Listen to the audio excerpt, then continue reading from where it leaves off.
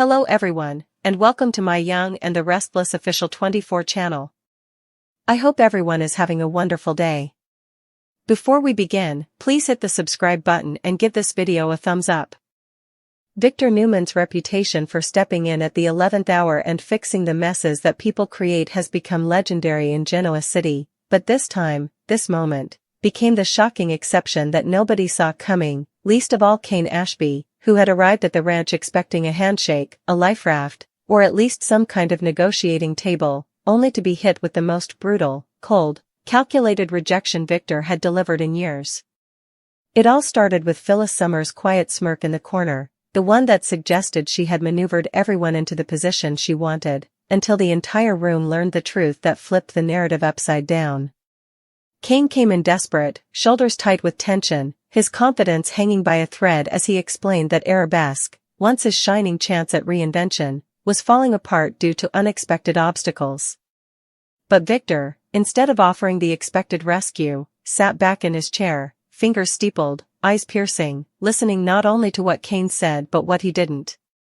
And then, like a bomb detonating in slow motion, Victor revealed that he knew the missing piece Kane himself didn't. Phyllis had been manipulating the deal behind his back using an AI-generated proposal package, a digital scheme that forged analytics, inflated valuation, and faked competitor interest, all to make the Arabesque partnership look irresistible to Victor, and deceptively stable to Kane. The moment Victor announced it, the air in the ranch felt like it dropped 10 degrees. Phyllis's face flashed panic, horror, calculation, everything at once, as though her mind was trying to compute an escape route she no longer had the components for. Kane's body physically stumbled back, as if Victor's words had sucked the oxygen right out of him. The accusation hit him harder than any shove or punch ever could because it meant that everything he thought he understood, every number, projection, and promise Phyllis had pitched, had been built on a foundation of manipulation. Victor stood, slow and deliberate, letting the silence do most of the talking before delivering the words that turned the business world of Genoa City on its head. I don't rescue liars. And I don't do deals built on fraud. Not today. Not ever.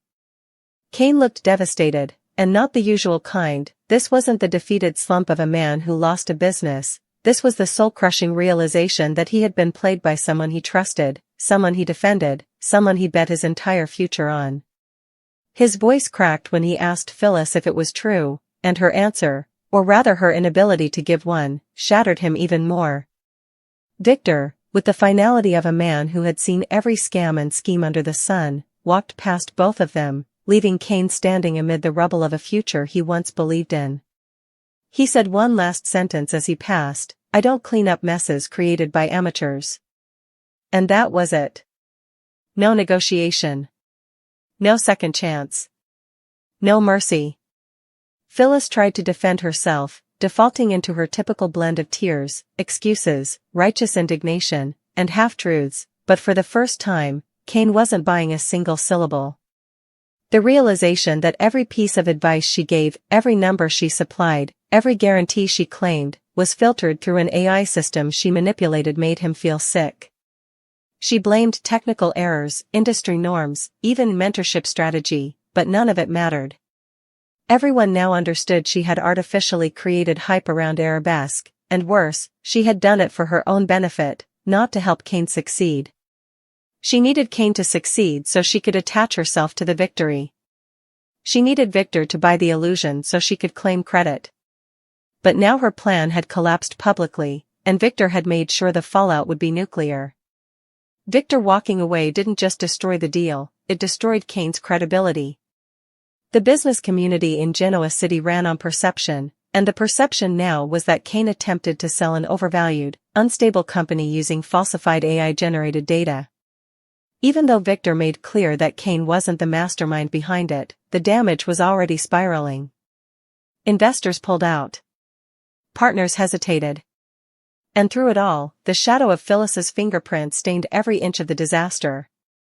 Kane couldn't even escape the humiliation because Victor's refusal, Phyllis's exposure, and the full truth were already spreading faster than any press release could control. Nikki Newman, who had entered the room halfway through the confrontation, merely shook her head with disappointment, whispering, "Phyllis doesn't change. She just rewrites her methods." Her condemnation stung almost as badly as Victor's. Phyllis, realizing the walls were closing in, tried to follow Kane out of the ranch, practically begging for him to understand that she only wanted to help, but Kane had reached the point where words meant nothing. He snapped, quietly, painfully, telling her that she didn't help him, she sabotaged him under the guise of support so she could benefit from the outcome. She didn't believe in him, she believed in her ability to manipulate what he had built. He walked away from her, shaking, unable to stomach the betrayal. Even worse, he now had no idea how he would salvage his company or his dignity. But Phyllis, rather than accepting the consequences, grew angrier and more frantic by the second, her voice rising as she tried to rewrite the truth, insisting the industry used AI in innovative ways all the time and that she wasn't doing anything different than anyone else. But she couldn't spin this. The evidence was too clear. Victor knew everything. And the more she talked, the more obvious her guilt became. Victor later explained to Nikki that he had received the AI-generated proposal weeks earlier and immediately noticed inconsistencies, projections too perfect, patterns too clean, competitor buy-ins too conveniently structured. He'd had Michael Baldwin run a forensic analysis on the back-end files, which exposed the artificially generated valuation matrix Phyllis had used. Victor let the entire facade play out so he could see whether Kane would come clean, or whether Phyllis would try to drag him deeper into the lie. What Victor did not expect, however, was how deeply Kane himself had been fooled. The betrayal wasn't a one-time lie, it was a web that Phyllis wove for months, slowly convincing Kane that he was on the verge of a breakthrough, only to let him publicly collapse when the truth surfaced. At society later that evening, the whispers spread like wildfire. Victor Newman refused to rescue Kane Ashby because Phyllis Summers had built an AI-fueled deception scheme around his business without his knowledge. Journalists, influencers, corporate strategists, and even rival CEOs speculated whether Arabesque could survive such a blow. Some argued Kane was a victim. Others insisted he had to have known. But the unanimous conclusion was that Phyllis had once again orchestrated chaos that benefited no one, not even herself. She attempted damage control, approaching Kyle Abbott, Jack Abbott, even Billy, anyone who might listen, but they all turned away, weary of her relentless talent for creating destruction in the name of innovation. Meanwhile, Kane sat alone at the bar, staring at the drink in front of him but not touching it. He replayed the moment at the ranch over and over, the way Phyllis's eyes darted when Victor mentioned the AI files, the guilt she couldn't hide, the panic that gave her away. He thought about every moment she encouraged him, every late-night brainstorming session, every "trust me, Kane" she repeated, and finally realized none of it was about him. It was about her ego. Her desire to stay relevant. Her need to be seen as the smartest strategist in the room. And when he thought of how badly he wanted Victor's respect, how much he believed this deal would change everything, his chest tightened painfully. Victor, for his part, didn't celebrate the exposure. In fact, he told Nikki that he felt a rare sense of disappointment, not because he walked away from the deal, but because Kane, a man with potential, had been dragged into a fiasco he didn't deserve. But Victor also made clear that Kane needed to learn this lesson: you don't build a future by letting someone else fabricate it for you. He intended to keep his distance until Kane proved he could stand on solid ground again. It was harsh, but it was also Victor's version of encouragement, painful, uncompromising, but meant to force someone to rise from the ashes correctly this time. The day ended with Phyllis facing the consequences she never expected: total isolation. Her AI scheme, once a secret instrument she believed would secure her place in the business world again, now became the very weapon that destroyed her credibility. Even worse, everyone now wondered what else she had used AI to manipulate: emails, contracts, valuations, reputations. The suspicion tainted her like a permanent stain. And Kane? He walked into the night with the hollow steps of a man who had lost not just a deal, but trust in others, trust in himself, trust in the vision he thought he was building.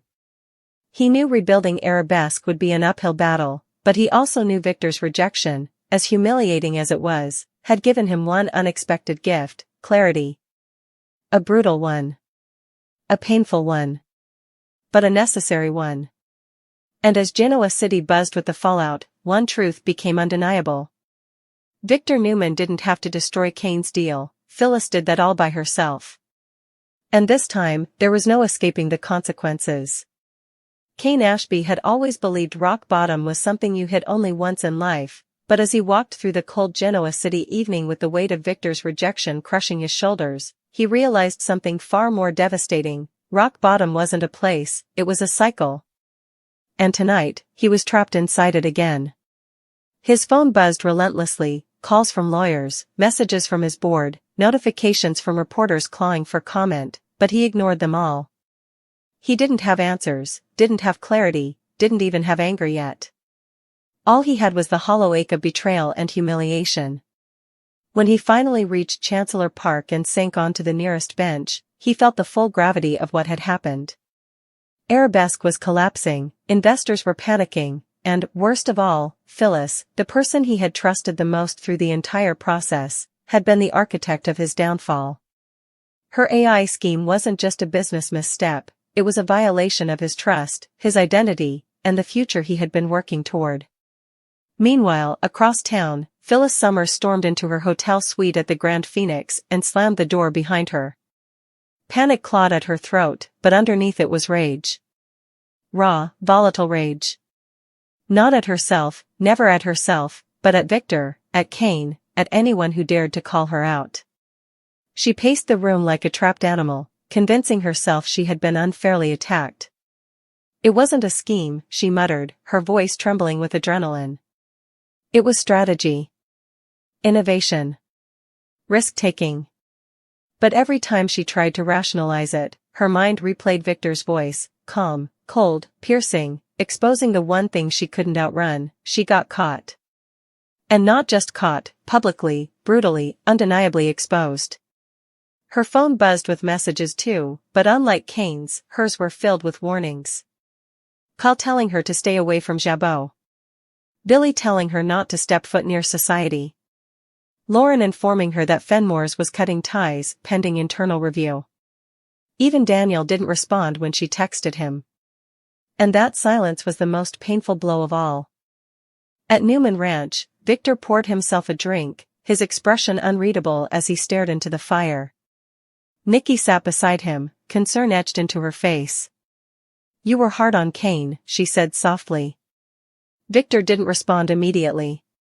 He took a slow sip, then said, he needed to hear it. He needed to understand that a man who relies on deceit, whether his own or someone else's, will never build an empire.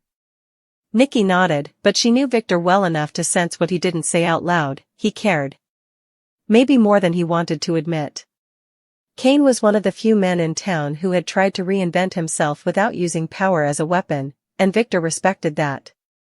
But respect wasn't the same as a free pass, and Victor never gave free passes, not to enemies, not to allies, not even to family. You could have helped him, Nikki offered gently. Victor's jaw tightened. He has to help himself first. But when he turned back toward the fire, Nikki saw the flicker of conflict in his eyes. Back at Chancellor Park, Kane finally pulled out his phone and opened his email. His stomach twisted as he scanned the subject lines, urgent, need clarification on AI valuation, board meeting requested tonight, investors reconsider commitment, media inquiry, fraud allegations. The word fraud made him shut his eyes, his breath catching. He hadn't committed fraud. He hadn't even known about the AI manipulation. But in the world of business, ignorance wasn't innocence, it was incompetence. And incompetence, in this town, was unforgivable. He leaned forward, elbows on his knees, fingers trembling as he buried his face in his hands. For a moment, he let himself feel it, the grief, the humiliation, the loss. But then, slowly, something else began to rise beneath the pain, resolve. Quiet, unsteady, but real.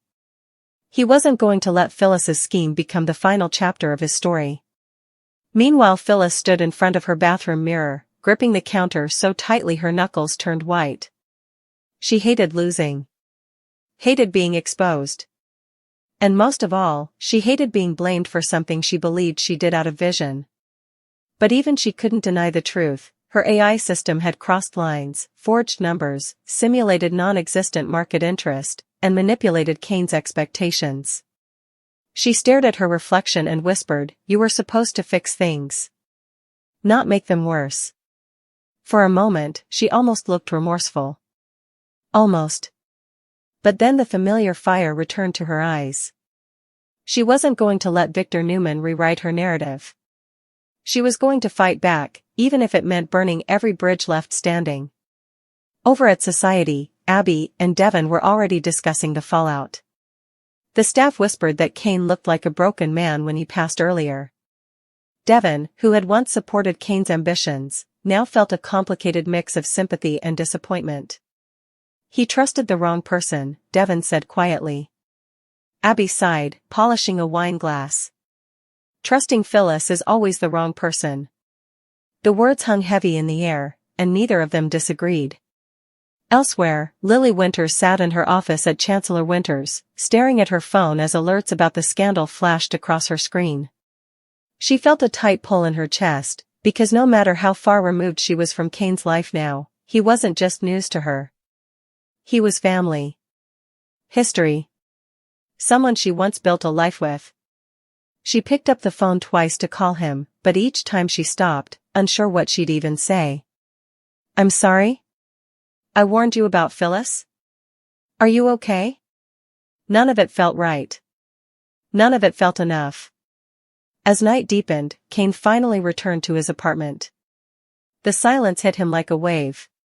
He collapsed onto the couch, letting his mind race, letting the questions pour in. How much did Phyllis lie about?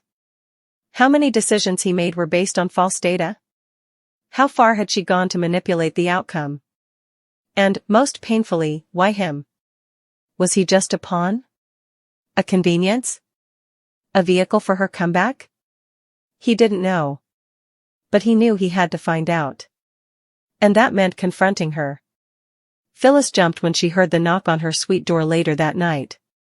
She opened it quickly, expecting Kyle or Daniel, but froze when she saw Kane standing there.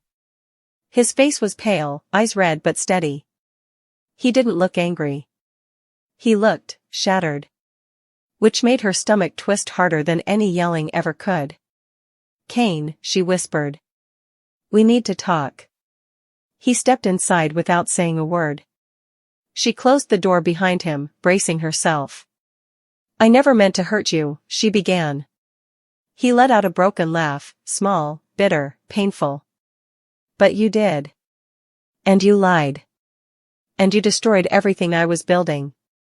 She tried to approach him, but he stepped back, his voice trembling. "Why? I need the truth. The real truth."